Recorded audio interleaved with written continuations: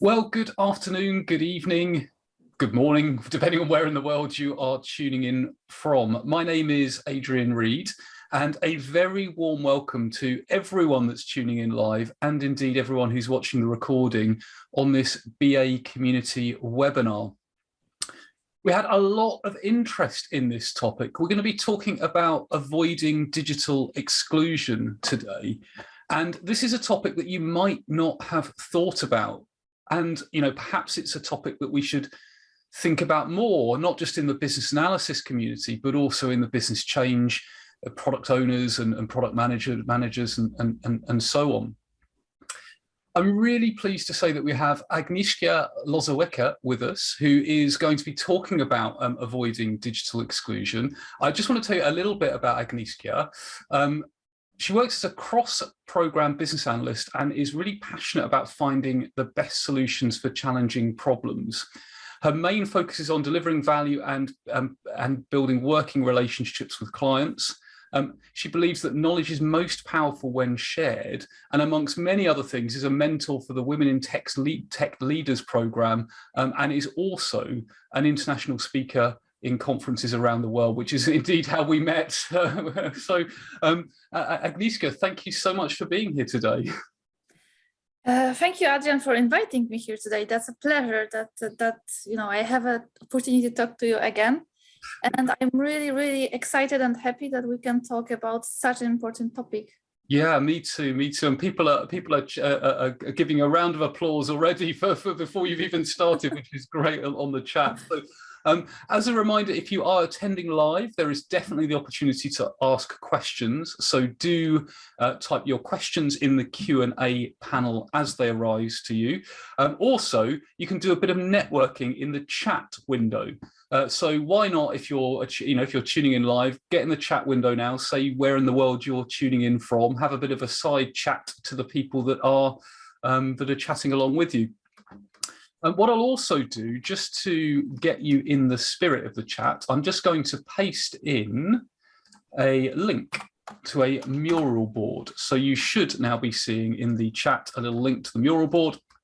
Now, if you click on that link, what you will see, you should now be seeing my screen and seeing a mural board. You don't need to sign up. It'll just look like this. So you can see I'm visiting Ladybug. And you can literally take notes, right? And it's like collective note taking. So all you need to do when there's a topic that particularly interests you is just double click and take a note. And then what I'll do is I'll create a PDF of this, and we've got like a shared note taking of the whole session. I can see people joining already, which is fantastic. Also, over on the right-hand side, you can, there are links to connect on LinkedIn and other webinars and stuff as we go along as well. So remember, do ask questions as we go along in the Q&A panel, and do make the most of that mural board as well. I will just put that mural link in the chat just for anyone who's joining a few minutes late, as I know people sometimes do. So Agnieszka, we've got a lot to cover, a lot of really great topics, and I wanted to start by, before we get onto the topic of digital exclusion, there may well be some people tuned in tonight who aren't quite sure what we mean by exclusion more generally. So when you say exclusion, can you elaborate on what you mean by that? So that's a very good question to start with, because we all live in the world where people around us are excluded, and if we understand what's that, then it's easier for us, to address those needs, to make sure that everyone is involved.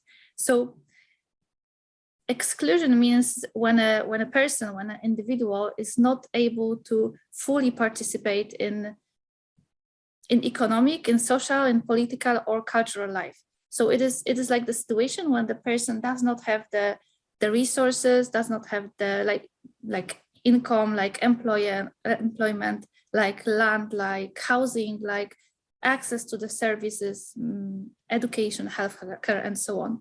So exclusion is as well when the person cannot exercise their voice. So they cannot interact with each other. It's when the rights are not respected and not protected. So as you can see, it is really huge topic with a lot of areas, a lot of different areas, a lot of different layers.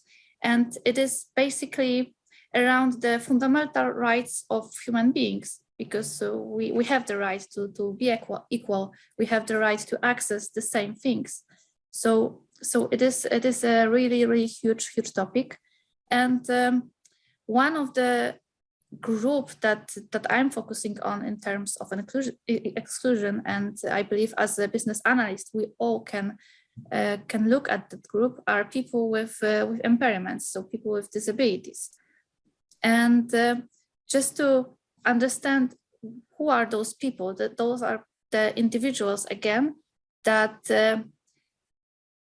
their condition of body or minds makes it difficult to do certain activities or interact with the world around them. Yeah, it's really interesting, and because as you're talking there, I mean, lots of things were springing to mind as you were talking there. I was thinking back to, I think it's the UN Convention in Human Rights, or it might be the European Convention in Human Rights, that has an opening line that's something along the lines of everyone is born with the same indignity, type of thing. Like everyone should get the same opportunities and treatment. And as you were talking there, I was thinking exclusion almost sounds like it's branching into that idea of human rights. Do you think there's a sort of overlap between the two topics? Yeah, I think it's really connected, because as I said, those are basic human rights, basic human needs, to have access to services, to earn enough money to live on the on a really good or sufficient or even sufficient level. So yes, you are right. This is really connected. Yeah, which is so again, it's interesting when you think about that actually some of the things we do as change practitioners, as BAs, can actually improve people's lives, can help people access services that they might not otherwise be able to. So the title of this session, of course, is about avoiding digital exclusion. And clearly more and more organizations are building digital channels, whether that's apps or websites or whatever. And I suppose there's an argument that digital is sometimes more inclusive, because it doesn't necessarily need people to travel to a certain location, but it can equally be exclusive depending on the abilities of the person. So how would you say digital itself, what potential issues come up which might cause exclusion? Mm-hmm.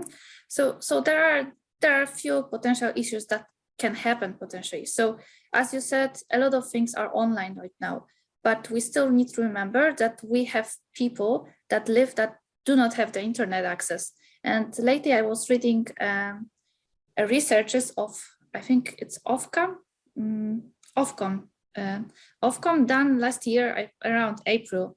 And in the UK, 1.5 million households do not have access to the internet. So that's scary. And I've learned about it when I was doing one of the application, and I was asked to do the offline mode. And I was surprised that the application that is used around the UK needs an offline mode. And then they explained to me that it is an issue, because in some homes you just don't have the internet, you don't have the access. And even if you have, it can be really poor network quality. And some of the applications, some of the products are not able to handle those network quality, low quality network. So these are like two aspects. The next aspect is that people may use different devices, or they can have devices that are no longer supported. They can be, somehow broken. They can be old. And again, the same research that was done said that around 20% of children, when they went online to online learning, they didn't have device to use for schooling, for learning. And that's pretty scary, because that influences their lives, not only the internet, but the education as well. So this is it. And one more thing is that the applications, the products, the digital experience, however we call it, are not prepared to handle different users, users that are coming with different types of interactions, with different preferences. We are unfortunately creating applications that are able to handle just a few types of interactions, and by that we are excluding people that works, that lives in different way than we are. Yeah, that again, that's really interesting, and I think I mean the statistic about the children during the COVID pandemic not having access to, not being able to get access to schooling, to their education, because maybe the family has one laptop and the parent is working on it, or that they don't have sufficient bandwidth to and it's very easy for us to forget about those sort of aspects as well. So I suppose the next question is, because you've painted a really clear picture there of what the problem could be, and I'm absolutely sure that everyone tuned in would agree that we really want to avoid that kind of inadvertent exclusion. But what kind of practical steps would you recommend that as BAs we could take to really help in this area? Mm-hmm. That's a really good question, and I will tell you what was my journey in that. So when I first got into the project where I had to build an application that has to include all those needs, had to think about that, I had to start the change with myself. So I had to understand for myself why it is important. I had to learn and convince myself and see why it is so crucial to introduce those changes, to introduce the web content accessibility guidelines standards, because at the beginning I saw it as a very long checklist just to check. I didn't see there's more behind that. I didn't see there are people behind that, there are needs behind that, and that's the first step. You need to understand why it is important. What can you do on your position to change that? Then in the next step, you have to learn how to include those things in your daily work. So, nobody is perfect, nobody has all the knowledge, so you have to gain it somehow. So you can go to many resources that are around the internet, in some books, in some courses. You just have to learn what does it mean to build the application, the product that is accessible. And this is the knowledge that you have to gain. You can learn about the standards, you can learn about inclusive language. There are many aspects of that.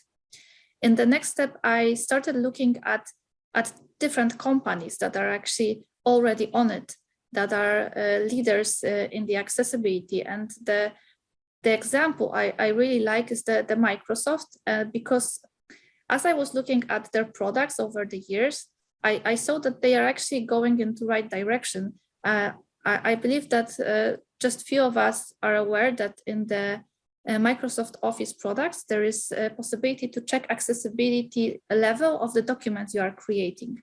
Because you need to realize that, people that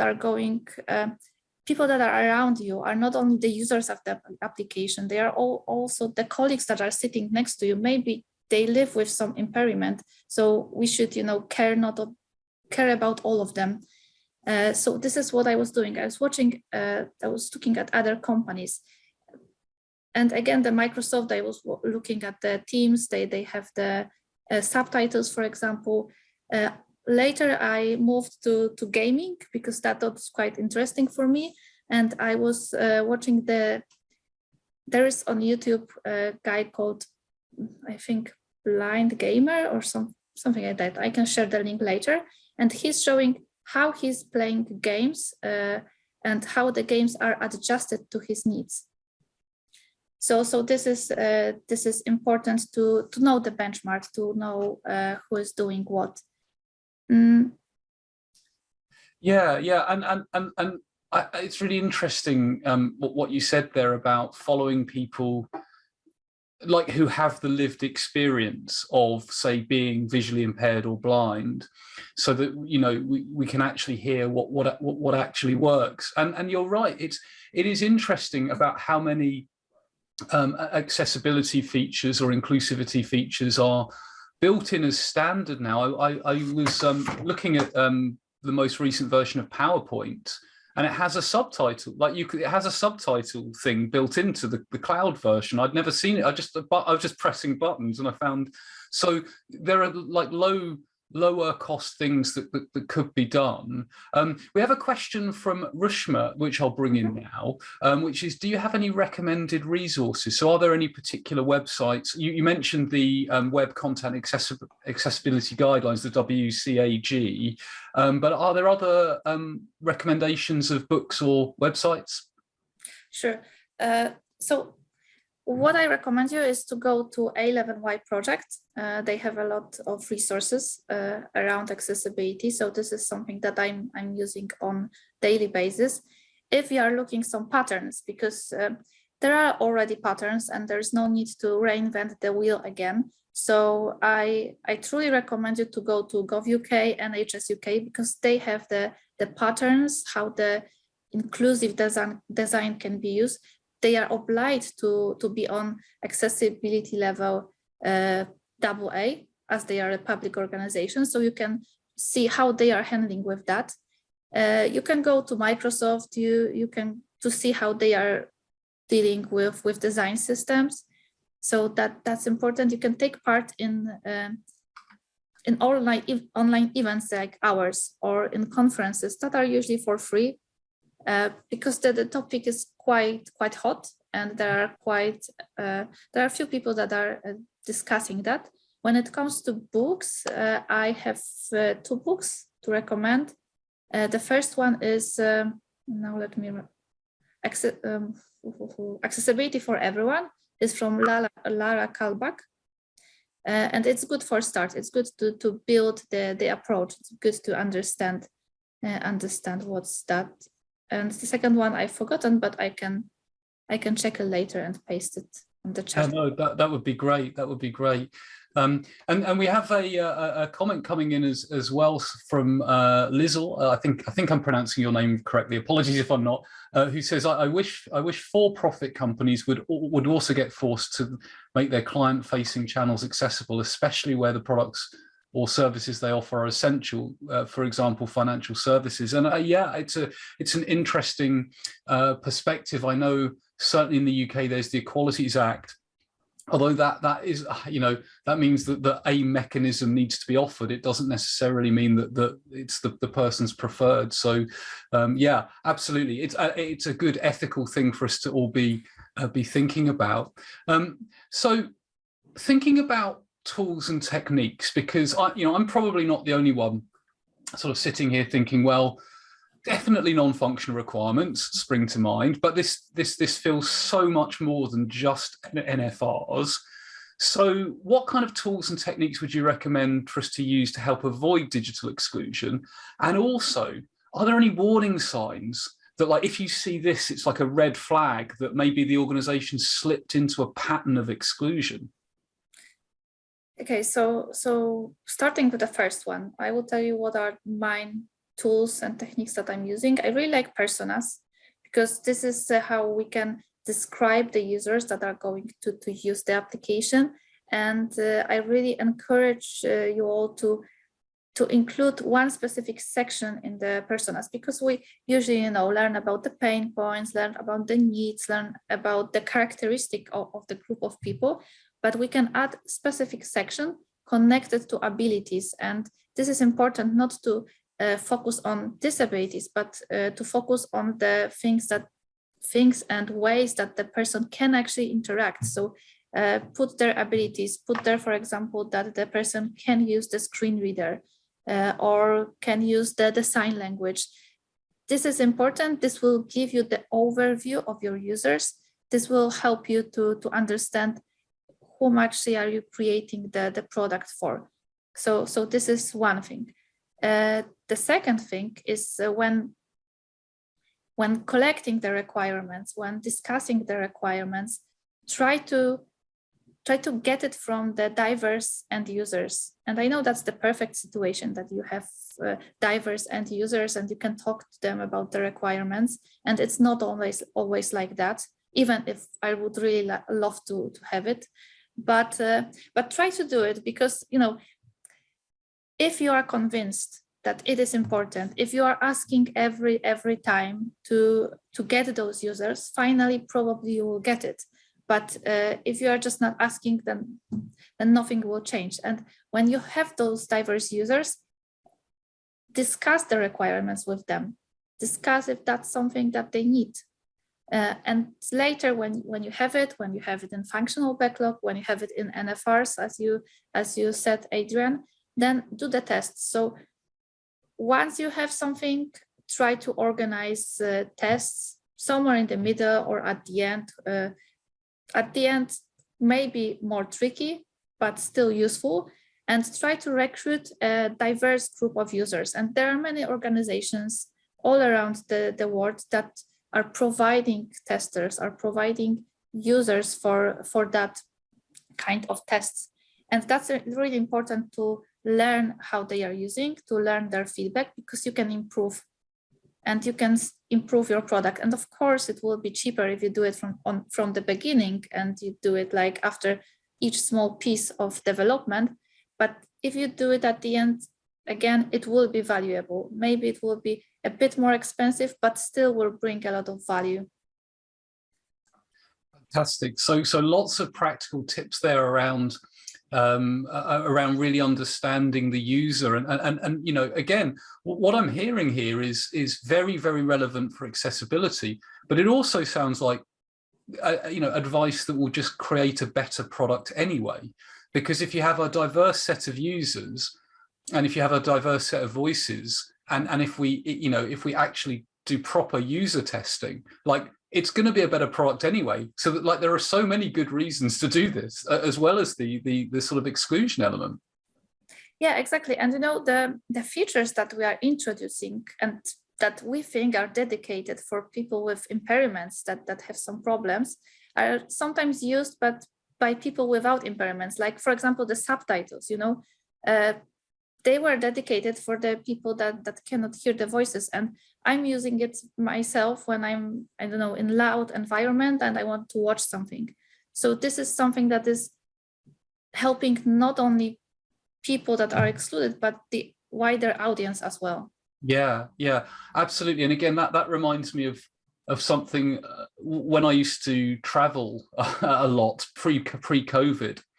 I was always really grateful when venues had been made properly accessible to people who perhaps were using wheelchairs. Not because not because I've had to use a wheelchair, but because I was often dragging really heavy luggage, right? And I was thinking, those ramps were probably put in for accessibility reasons, but they also make it easier for me. And I'm imagining if you know, a mother or father with a pushchair or a stroller, it's much easier with a ramp or an elevator or a lift. So yeah, so actually making things accessible might make it better for all of us. So we've got some more comments coming in on the chat. So Zahir says, love using personas as it always brings customer journeys to life and calls out pain points. 100% agree with that. And Zahir makes another excellent point there that journeys, user journeys, customer journeys work well with personas, and you could perhaps understand how different segments experience it. Jenny says, useful, not just usable. Which is an interesting perspective as well. So things need to be usable and useful for people to use them, which is, I need to let that one sink in. That's a very wise statement, but I need to mull that one. Elizaveta says subtitles are great, completely agree with that. And Lizzle says making things accessible is just good design in general. And yeah, I think it's right. You know, it should be the minimum we expect, really, shouldn't it, in today's society. So lots of empathy coming through on the chat, which is great to see. It is, and it is really important topic. And I think that all the designers that are, you know, creating something, that are helping us to create the digital products has the knowledge and can do it and are able to do it. But it's always good to start from the very beginning. As I said, if Yeah. you are building something from scratch, it is easier to create the patterns, to do some improvements, and it is not so expensive. It will not cost you a lot of time. But when you start doing it at the end and, you know, reviewing everything that was done through the years and then auditing that and fixing that, that is going to be expensive. Then you are going to spend a lot of money, a lot of time, a lot of effort on fixing all those things. So it is important to think about it from the day one when you are thinking about building something online. Yeah, really building it into the fabric of the way the organization works. So going back to the question about warning signs, are there any red flags or like big flashing red lights that you would think, wow, that's a sign that the organization hasn't even considered, like they're so far off the track with exclusion? What would you look for in terms of warning signs? So the biggest warning sign for me is always the text content, because you know, if you want to be accessible, the text, the message that you are trying to give for the users needs to be accessible and understandable by everyone. So it means that you need to first use inclusive language, and that's challenging. I know that cost, you know, us a lot of efforts to learn how to do it. But looking at the, you know, at the text that is usually not understandable. And I even think about myself, you know, when I go usually to some governmental pages, sometimes I just cannot understand. And then I'm thinking, is it something wrong with me that I cannot understand? I thought that I'm quite smart. I've graduated from the university. Come on, what's happening? But the problem is on the other side. The problem is that somebody that is actually writing the text should think about the people that do not have the same background as that specific person, because that's possible. They should write it in the way that is understandable by all of us. So this is like the first sign that I'm always looking at, because that's really interesting. And I think people do not think about that aspect. Yeah, it reminds me actually, and when you were talking about inclusive language and understandable language, I remember having an experience where the doctor's surgery that I go to, the doctor's practice, has the ability to, like, if it's not urgent, you can just submit a question online and they'll get back to you if you just got a general concern. But I've used it for the first time recently, and you get an automatic notification back that says, "Thank you for your e-consult. It's been forwarded to a clinician." And I was thinking, I don't really know what an e-consult is. And I do know what a clinician is, but only because I've done some work with people who, like what most people would want to hear is, "We forwarded it to your doctor." Like, you wouldn't say clinician normally. So I guess part of this is about understanding the vocabulary that like a person outside the industry would use. Do you think that's the case? Yeah, I really think so. And here again, the personas would be really helpful, because you would, know who are those people, what is the background, what is their educational level, where they come from. Maybe English is not their first language. So that will give you the power to build the message that can be understood. Yeah, absolutely. And as someone who has English as their first language, I've learned over the years how ambiguous some of the things we say really can be. So, it's quite an imprecise language at times. So fantastic. Well, let's just pause for a second, because of course we've had a mural board that I shared. Well, I've shared a few times in the chat. So now's the terrifying moment where I just let's look at and see what people have been doing. So I'm just going to look over on my other screen. Oh, there's lots of things on there, which is no, I'm scared too. But yeah. Let's check. So what do we have? So we have a lot of stickies. So we have easy to forget those without online access. We've got accessibility checklists. We've got lots of good things here. Digital can be more inclusive. So we got someone's categorized the tools and techniques, personas, adding the abilities there. Start the change with yourself. I like that. Let's put that in bold so we don't forget that one, because that seems really, yeah. So lots of really great stuff emerging here. So great. So thank you to everyone who's contributing to the shared mural board there. I will just, for anyone that has been joining the chat late, I will just put the mural board link in the chat, just in case you joined. You've only recently joined. Do feel free to add as many sticky notes on there as you can. Ask questions, put comments in the chat. We'll cover as many of them as we can. And what I'll do is I'll create a PDF version of this mural board, and I'll share it on LinkedIn afterwards as well. So hopefully we can continue the conversation on there as well.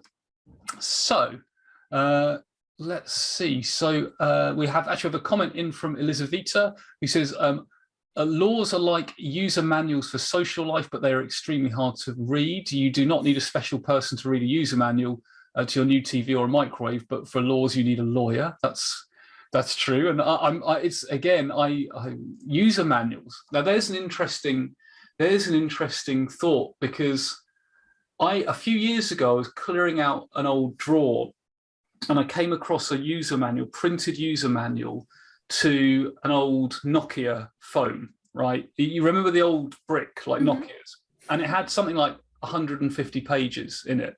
And like, you think about user manual for an iPhone or an Android phone, I don't think they come with one. It's intuitive.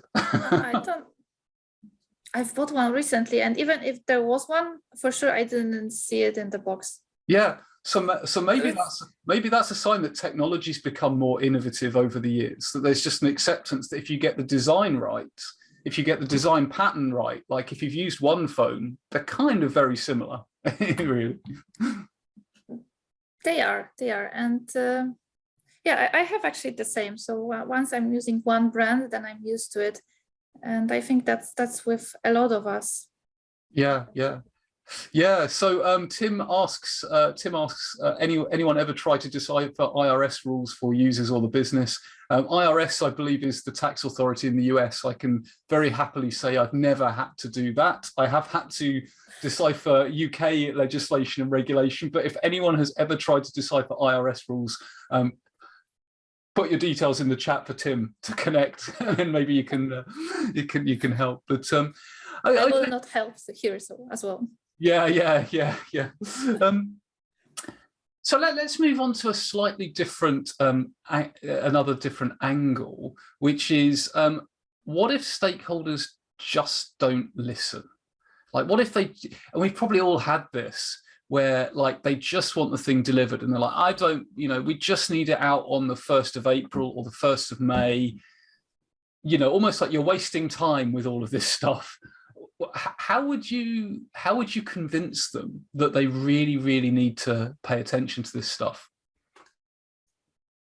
So firstly, I would like to live in the world where I wouldn't have to convince them, but I know that's our daily work, and the stakeholders are actually looking at the budget, they are looking at the timeline, and they are looking at the scope. And of course, if something is going to be more accessible, the scope is going to grow, so the timeline is going to be longer and the budget is going to be a bit bigger. And they are looking at from that perspective. So I already had few discussions with the stakeholders in my projects, and what I'm doing, I'm always making sure that they are making a conscious decision, that they have all the pros and cons, and decision is made basing on that, whatever decision it is. So the first one is, in some cases you are obliged to be accessible. If you are a public sector organization, your website needs to be accessible. It needs to be accessible on AA standard of Word. And now I'm Web Content Accessibility guidelines. So AA here. And if not, you can be just fined. So there is no choice here. That's the first point. So probably you should check that.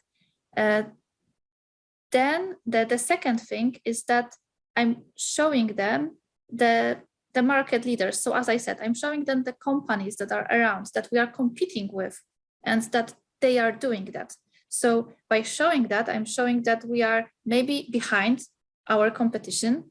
Maybe we are losing some market share. And I'm showing the implementing accessibility as creating the market advantage.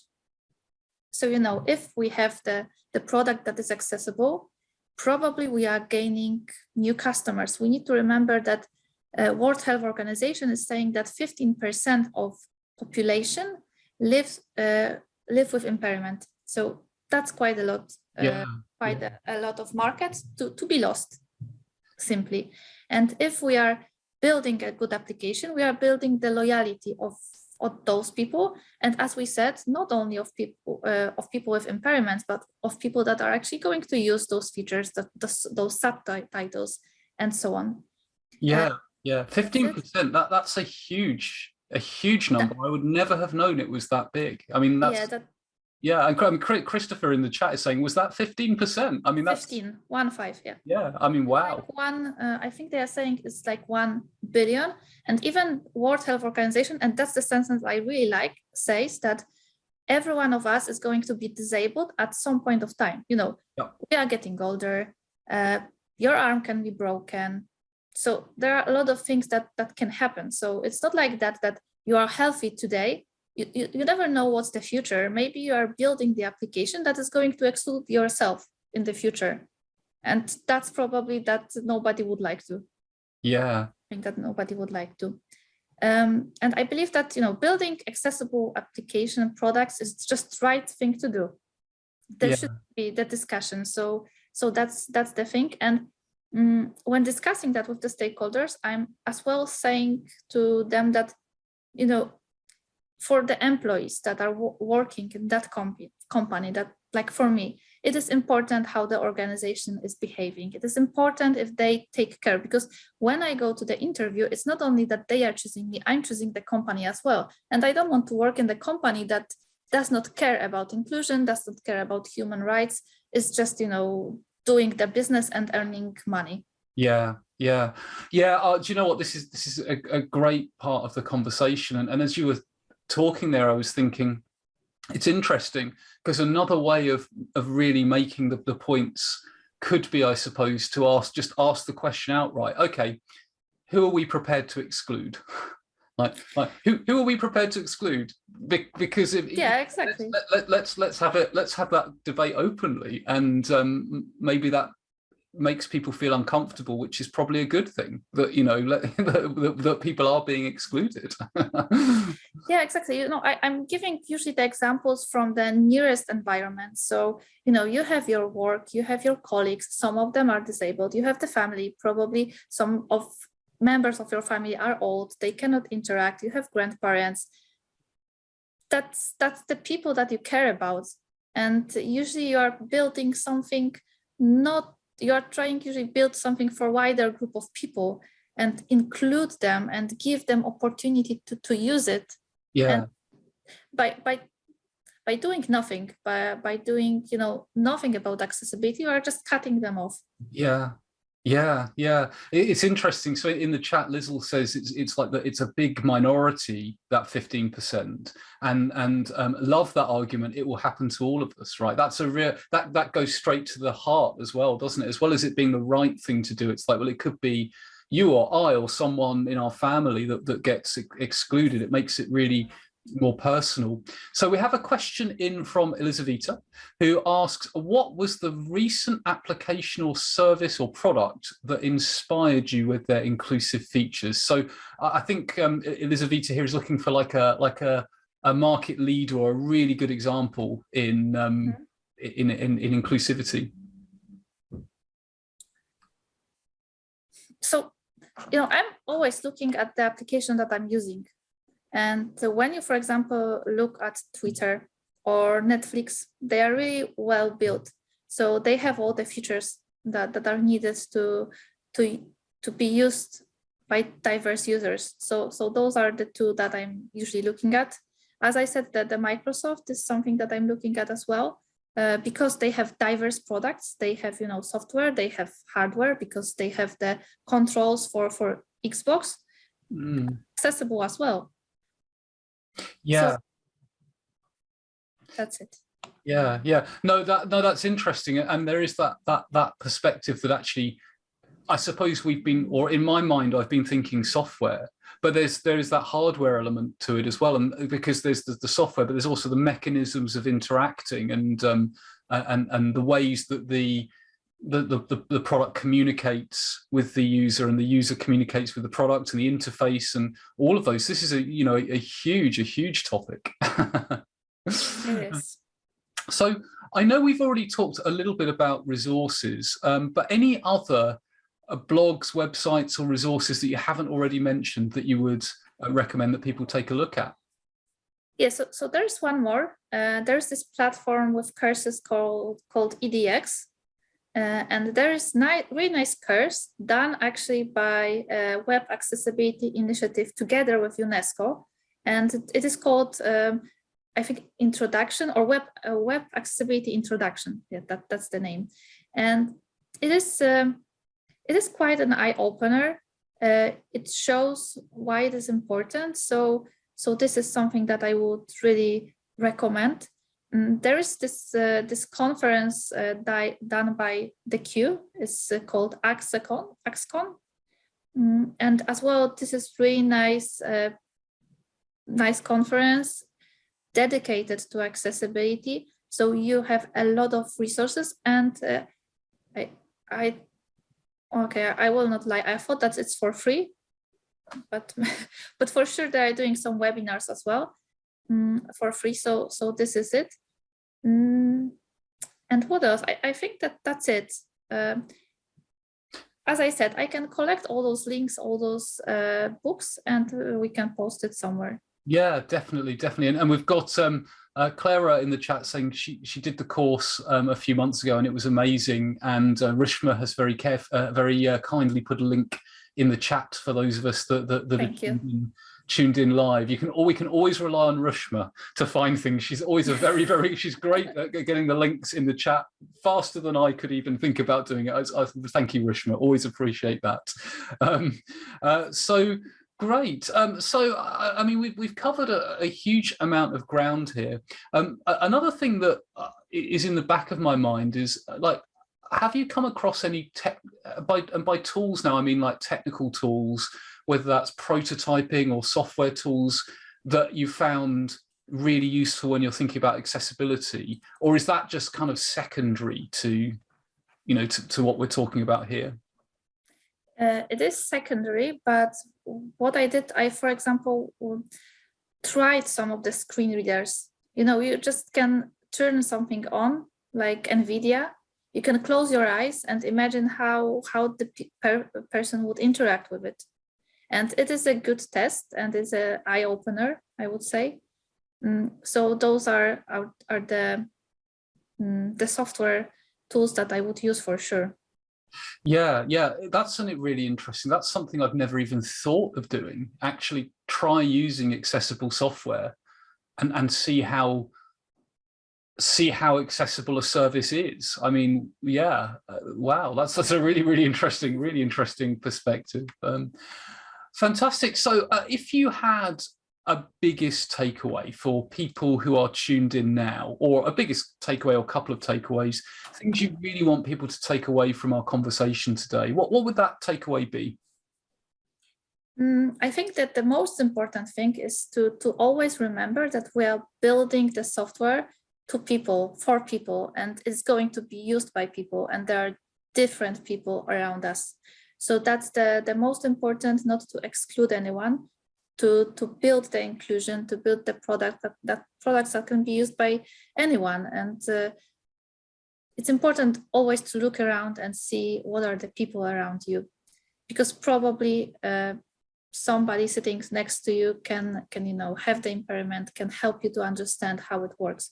So this is it.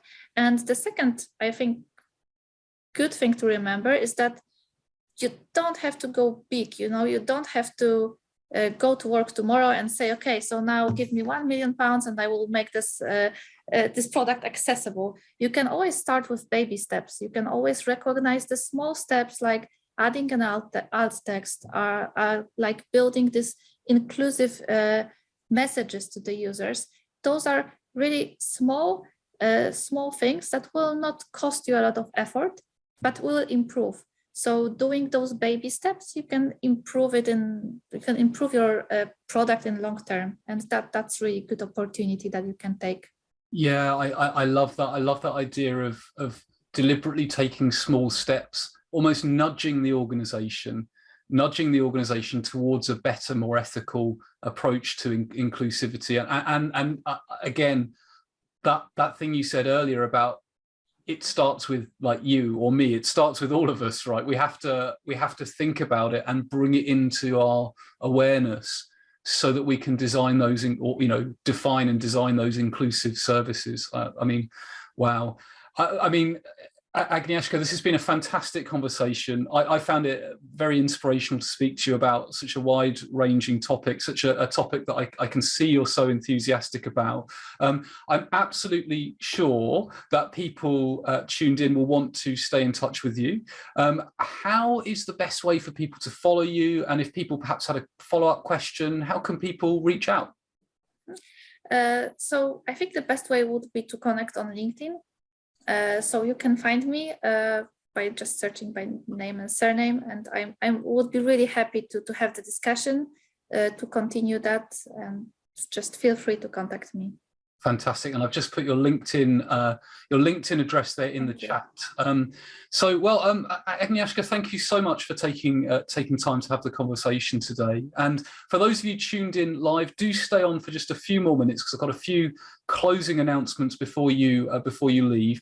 But do connect on LinkedIn. This is the point where if it was a real presentation, you'd be getting a roaring round of applause now. So you have to make do with a virtual round of applause. But for those of you tuned in, do connect on LinkedIn. I always think that's a great way of giving Agnieszka a sort of virtual round of applause, is to connect and stay in touch. And in fact, we're getting lots of thank yous and virtual round of applauses in the chat as well, which is just so lovely. Fantastic. Well, have a great rest of your day, everyone. Agnieszka, thank you once again, and stay safe and see everyone soon. So take care and bye for now. See you. Bye. Bye.